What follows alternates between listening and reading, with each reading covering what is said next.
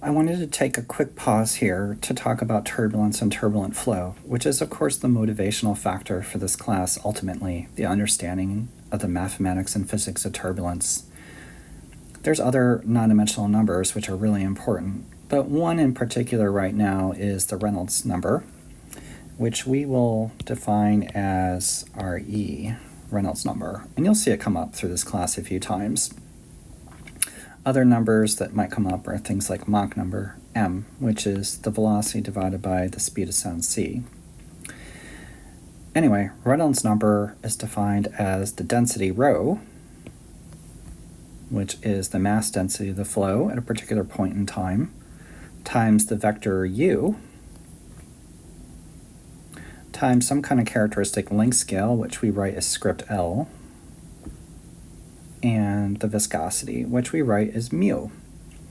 This is a non-dimensional number, it doesn't have units. Generally, you can characterize flows with Reynolds number.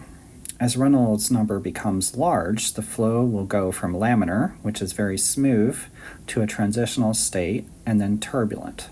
That is, large Reynolds numbers mean that the viscous stresses are generally smaller and the fluid inertia becomes unstable, developing some sort of waves or instability waves and break down into turbulence eventually.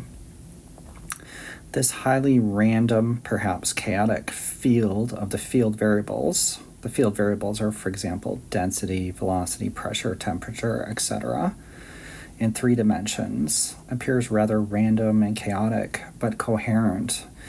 And we'll spend some time in this class and elsewhere defining what turbulence is because of its relation to the Navier-Stokes equations. I think everybody has an intuition of what turbulence is because we see it throughout our daily lives, and sometimes those of us might take notice of it. There's something called a critical Reynolds number, and generally for particular flows, if the Reynolds number hits that value, then the flow will transition. However, generally, almost all the engineering flows I'm interested in, and many people are interested in, but not all engineering flows, are indeed turbulent. The turbulent physics question, or the classical question of turbulence, remains unsolved, and this is the driving force behind the class, and the governing equations for turbulence are the Navier-Stokes equations. Let's just look at some turbulent flows, and these are taken from the book by Van Dyke. In the upper left, you have an atmospheric flow. It's turbulent, and we live in the turbulent boundary layer. So you've been living in a turbulent flow your entire life, which is pretty interesting. My own book, Journey Through the Atmospheric Boundary Layer, details my life and how I've interacted with the atmospheric turbulence. Another flow you might have seen is something like a rock or a ball or a cylinder, and there it is, I painted it in blue. And the flow goes from left to right and goes around it, and it separates, and there's a turbulent wake behind it. That same turbulent wake at higher Reynolds number might be seen here, and flow moves from left to right, as is proper, and you see there's a boundary of the turbulence, here and here. And you can see all kinds of little turbulent eddies in there, of different sizes. And turbulence is characterized from large scales to tiny, tiny little scales. Here's an example of transitional flow. The flow moves left to right, and you're looking down at the image in the image of Van Dyke. And you'll see here's a nice laminar flow.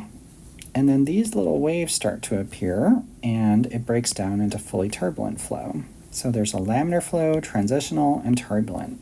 And then it decays and becomes laminar again going downstream. So you see there's regions of laminar flow and turbulent flow all over. The interesting thing is, of course, it's all governed by the same set of equations, which are the Navier-Stokes equations. Here's more examples of turbulent flow. On the left, you see an airfoil, which is an object here, and it's in a wind tunnel, and these are basically little streams of dye, and the flow moves left to right. So each one of these white lines is a streamline that goes over the airfoil, and it's basically laminar everywhere. There might be a tiny little turbulent wake here. If we increase the angle of attack alpha on the airfoil, Then we'll get this big turbulent wake here. The flow separates and there's turbulence. You can see there's a huge amount of mixing. So one part of turbulence you'll notice is that there's increased mixing. More examples of turbulent flow. This is a gradually varying Gaussian backward-facing type step. The flow is going here left to right, and this is the wall where I'm coloring it in. And the flow separates here and goes on, and there's a vortex in here. And all this here, between there, is turbulent flow. In your sink, perhaps, you've seen a nice laminar jet come down from the faucet. It hits the bottom of your basin, and there's a water basin, and the flow is turbulent in here with large eddies and splashing, multi-phase, and it goes down the drain. This is very much like the flows that Leonardo da Vinci drew in his notebooks. I used to love to watch people smoke. I've never smoked myself, but I used to love to go to bars and watch people smoke or smoke when they go down the street. And if you look at the flames, it's a nice laminar flame which comes up, and it starts to transition, and it becomes fully turbulent. That's what you're seeing here. There's a laminar flame, and then it starts to become transitional, and it breaks down in a fully turbulent flow, and then it decays. You can see it here with a spoon. There's a spoon here, and the flow comes up, it's laminar, and comes up around the spoon and becomes turbulent. Low Reynolds number. Here's a third picture. Other examples of turbulent flow. If you go on and see in a river or stream, you see the rocks. The river and the flow is turbulent. And of course, it's true that people like Henry Pito developed a probe to measure river velocities. If you wonder where the Pito probe came from. Compare the turbulent river flow with the flow in the wake and to the side of a nuclear submarine that's surfaced and moving along. You can see the same type of physics happening in a sense, that there's wakes and boundary layers and turbulent flow. The same equations, Navier-Stokes. Here's Navier-Stokes in a pipe flow, or a vein if perhaps. The flow comes in, and maybe there's a contraction. The contraction caused transition, and the flow becomes turbulent. A transitional flow might oscillate between laminar and turbulent flow. For example, if you have a faucet and you have water coming out of it, it might come down and become transitional and become laminar again, or go back and forth to laminar, to turbulent, and laminar.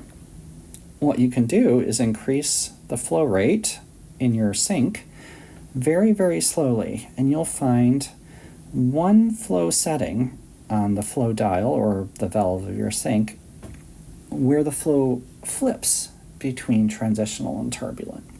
One might ask, what is causing that? And that's a good question for you to think about. More examples of turbulent flow. There's astrophysical flow. That is, there's large-scale turbulent structures in the universe. And my advisor's advisor, Sir Geoffrey Lilly, actually created one of the original theories for sort of like a turbulence of the universe. It wasn't well received, in my opinion. You can also see turbulence in art, like in this class. Here's Van Gogh's Starry Night, and perhaps these can be seen as large turbulent eddies, if you use your imagination a bit.